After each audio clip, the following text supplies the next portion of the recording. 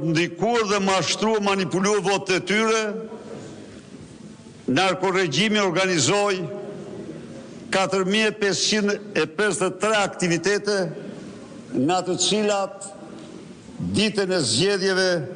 Giro d'Italia me 7 milion euro. Ishte një proces në të cilin pasardhësi direkt i xhelatit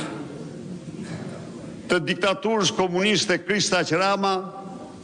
njeriu që firmosi varjen litar të disidentit Havzinela, pasardhësi direkt i xhelatit tjetër Spiro Koleka, që kërkoi futjen e tankeve studentëve, arrestoi në vitin elektoral liderët e partive kryesore opozitare apo i vuri ata në ndjekje penale. Ishte një proces në të cilin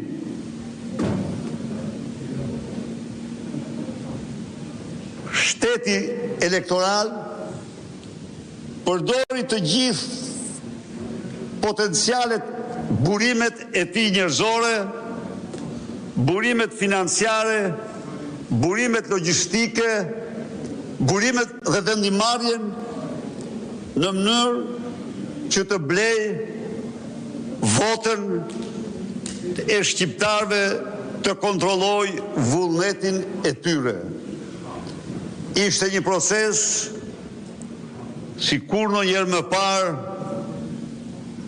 fallangat kriminale të patronazhistëve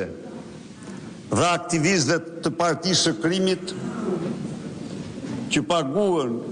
nga qytetarë shqiptarë për shërbime,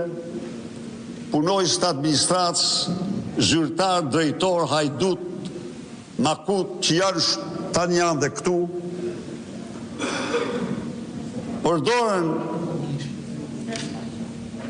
të gjithë fuqinë e pushtetit, të gjitha mjetët e pushtetit, për të kontrolluar vullnetin politik të qytetarëve shqiptarë. Ishte një proces në të cilin fuqia ekzekutive e shtetit u përdor në 10 mijëra raste për punësime, leje ndërtimi, leje legalizimi, certifikata pronësie. Ishte një proces në të cilin duke shkelmuar të gjitha parimet për zgjedhjet e drejta, u falen 2 ditë